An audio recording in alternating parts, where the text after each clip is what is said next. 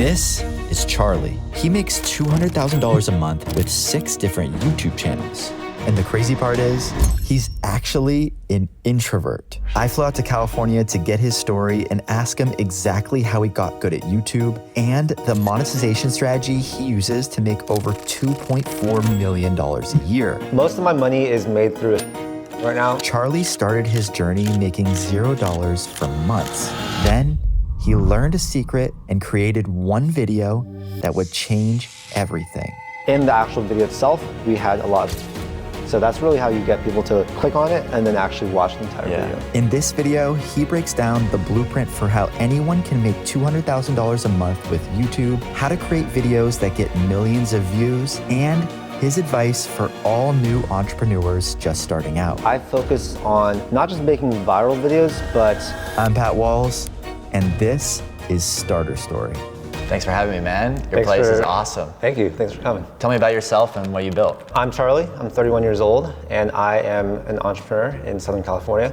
I currently have 6+ YouTube channels. On a typical month, we'll do 200 to 250K in revenue. We just had our best month ever this month. We'll do close to 300K. That's for the YouTube channels. And then for the staffing company, we started that last year. It's a low 6-figure company right now, but I'm putting most of my energy into that one because we want to grow it and be able to maybe get acquired someday. All right, if you can break down a little bit more about all the channels and all the businesses that you've built and how you make money. So my main channel is just called Charlie Chang, my name. We have, I think, 1.1 million subscribers. I have another channel called Startwise, has about 50,000 subscribers. And then we have Charlie Chang Show, The Penthouse. My first website is one we just started. It has like 600 subscribers as of right now. Most of my money is made through affiliate marketing right now. I'd say about 50 to 55% of the revenue that comes in. We also do brand sponsorships, so that's usually like 20, 25%, and then AdSense is also gonna be 20, 25%. That's across all the different channels. Yeah. So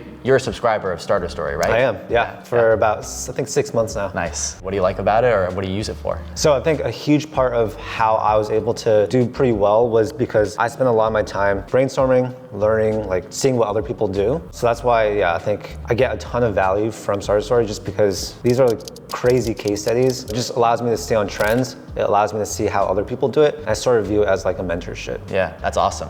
If anyone is looking for ideas for their own business, you can check out starterstory.com. Learn from thousands of founders who are just a few steps ahead of you, people that haven't necessarily raised money from VC or have super rich parents. These are case studies of people that turned a simple side projects or passive income sources into businesses that completely changed their lives. So check it out in the link in the description. Tell me about what life was like growing up and how you became an entrepreneur.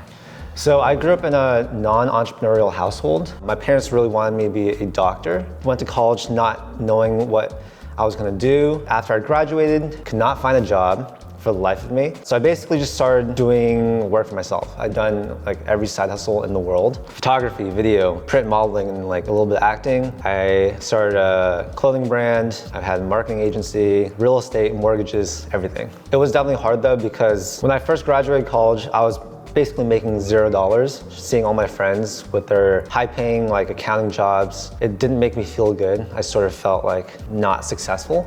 But I think there are a lot of people out there in a similar situation where they don't want to go the traditional route. They don't want to do something that their parents want them to do. And if I could just tell them one thing, it's like with enough persistence, with enough risk taking, you can just pretty much do anything you want. After a little bit, I sort of started getting some more clients and stuff like that. I was making about like $50,000. And then in 2020, that's basically when the YouTube channel started taking off. I think I made $750 in one single day from AdSense. And that's when I was like, dang, this could be something big. What did you do after that? I just basically started learning a ton about YouTube, how to monetize, how to make more content, did a ton of brainstorming on what types of content I can make that were doing well at that time. I just started making videos almost every single day. I was like, if I can make this opportunity work, it's gonna be life-changing. The growth was pretty fast, like 500 to 1,000 subscribers per day. In terms of AdSense, we were doing maybe 10 to 20K a month. Wow. Yeah, so that was a huge change for me. Wow. And were you just doing it all by yourself? Then you said we, but was it just you? Yeah, that was completely me. Yeah. So I did everything myself. Yeah. How long did it take to actually get good at YouTube? I'd say 1 or 2 years. I'd started making finance content in 2018, and my first videos were super bad. A big thing that got me to be pretty good at YouTube was just being able to present information in a way that makes people want to stay and that they can actually understand. People watching YouTube aren't going to be super technical, so you have to really break it down in a way that's easy to understand. Even if you're super introverted like I am, even if you don't have like natural ability on camera, you can get good at it. Yeah. What are little things that you would advise for people to improve as they keep making videos? I'd say it's always important to up your production quality or improve some aspect of your videos, whether it be camera, audio, storytelling, stuff like that. I think everyone needs to go into any business, especially YouTube, thinking, I just need to make enough videos until I get one that pops off. I also think it's really important to be brainstorming and thinking about different potential pivots you can make. For example, when crypto was booming, I started making content about crypto. When stocks were booming, I started making content about stocks. When side hustles were booming, I started making content about side hustles. I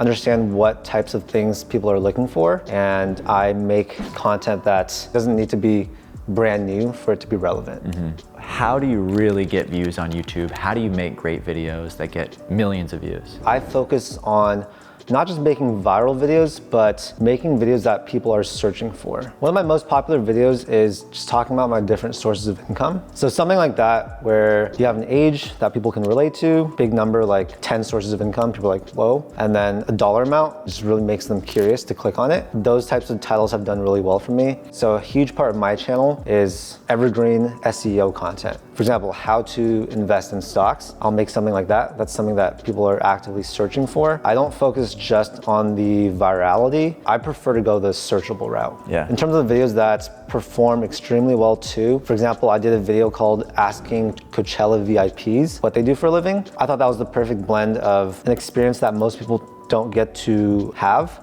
Good thumbnail. It was also trending because Coachella was happening at the time. And then in the actual video itself, we had a lot of storytelling. So that's really how you get people to click on it and then actually watch the entire video. Yeah. What kind of tools and software do you use to run your business and to improve your business? So all of our content planning is on ClickUp. We use frame.io for uploading footage and having our editors put drafts on there. We make revision comments, stuff like that. There's tools like 1 of 10 and Creator Hooks Pro to come up with thumbnail ideas and title ideas. We have a pretty big team now. For all team communication, we use Slack, so that's been great. In terms of managing a lot of our talent, we use Hubstaff, which is a super good time tracking tool. And then in terms of AI tools, we are using a good amount of them to help with the content production process just to make it more efficient. For example, for short form content, we use Submagic, Descript, and we use Opus. Those really help us be able to push out a lot of short form content from our long form content. That's something I always tell people.